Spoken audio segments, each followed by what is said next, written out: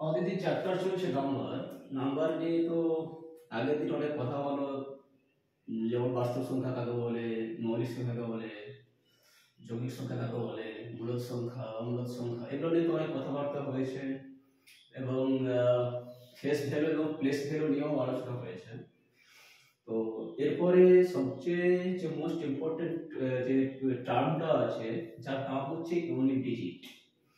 এই unit digit থেকে যে কোনো কম্পিটিটিভ পরীক্ষাতে প্রচুর পরিমাণে প্রশ্ন আসে এবং একটা প্রশ্ন আসবে এটা তো নিশ্চিত। ইউনিট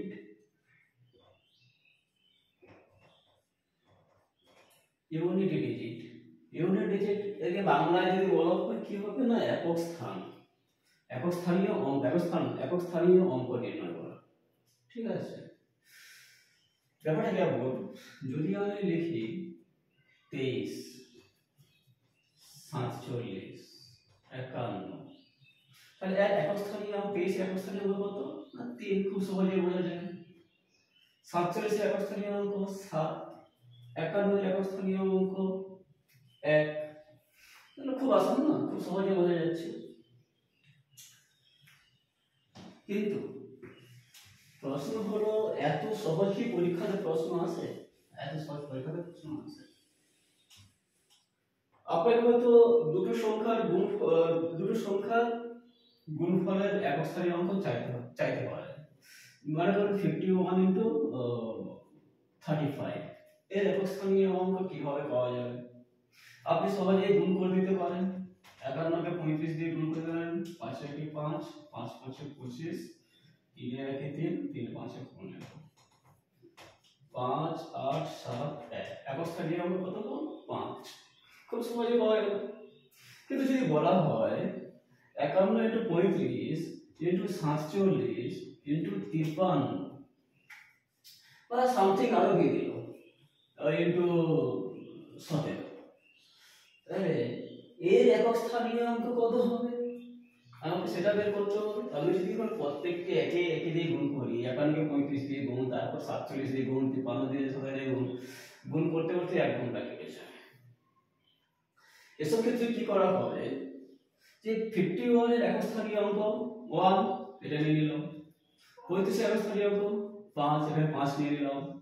47 এর একক স্থানীয় অঙ্ক 7, এখানে 7 নিয়ে নিলাম। 53 এর একক স্থানীয় অঙ্ক 3, 3 নিয়ে নিলাম। আবার 17 এর একক স্থানীয় অঙ্ক কত? 7, 7 নিয়ে নিলাম।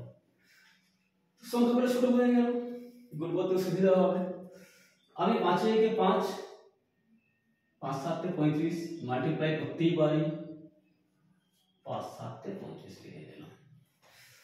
3 7 কত হবে? 21, 21 লিখে দিলাম।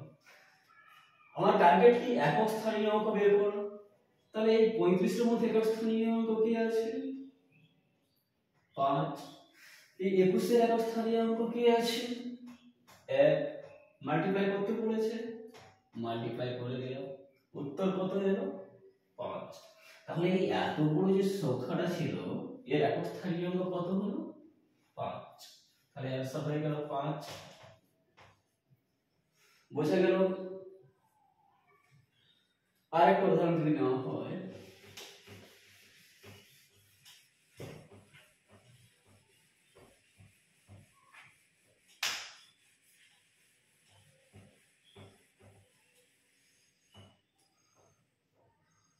Fifty nine, 43, 39, 38, 41, 70। তাহলে এই 59, 43, 38, 41, 70 প্রত্যেককে গুণফলের একক স্থানীয় অঙ্ক যদি বের করতে দেওয়া হয়, তাহলে সহজেই একইভাবে করতে পারবো। এর একক স্থানীয় অঙ্ক নিয়ে নেবো 9, এর 3, এর 8, এর 1, এর 0, হয়ে গেল একক স্থানীয় অঙ্ক নির্ণয়। তাহলে উত্তর কত হবে? যত বড় সংখ্যা হোক তাকে যদি 0 দিয়ে গুণ করা হয়, তার একক স্থানীয় অঙ্ক হবে 0। তখন এই মাঝের লাইনটাও করা দরকার, একদম ডাইরেক্ট দেখতে পাচ্ছেন মাল্টিপ্লিকেশন হচ্ছে, শেষে 0 আছে, একক স্থানীয় অঙ্ক হবে 0।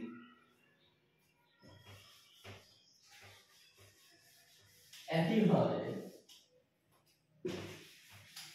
যদি আরো একটা এখানে যদি আরো একটা দেখা যায়, এক প্রশ্ন দেখা যায় 49 into 37 into 21, এর একক স্থানীয় একক কত হবে? 9 into 7 into 21, sorry 9 into 7 into 1, তাহলে 7 3 7 লং 63 into 1 সমান 63, তাহলে একক স্থানীয় অঙ্ক কত হবে? 3। তাহলে এইটার একক স্থানীয় অঙ্ক কত হবে? 3। এটুকু বোঝা গেল। তো একক স্থানীয় অঙ্ক যে এতক্ষণ যে আলোচনা করলাম শুধুমাত্র দুই বা ততোধিক সংখ্যার গুণফলের উপর আলোচনা করা যায়। এর পরের ভিডিওতে আসবো পাওয়ার থাকলে তার কিরকম এমবি ডিজিট হবে, ফ্যাক্টোরিয়াল থাকলে তার কিরকম এমবি ডিজিট বের করা হবে, সেগুলো নিয়ে পরের ভিডিওতে আলোচনা করা হবে। আপাতত আজকে এটুকুই থাক।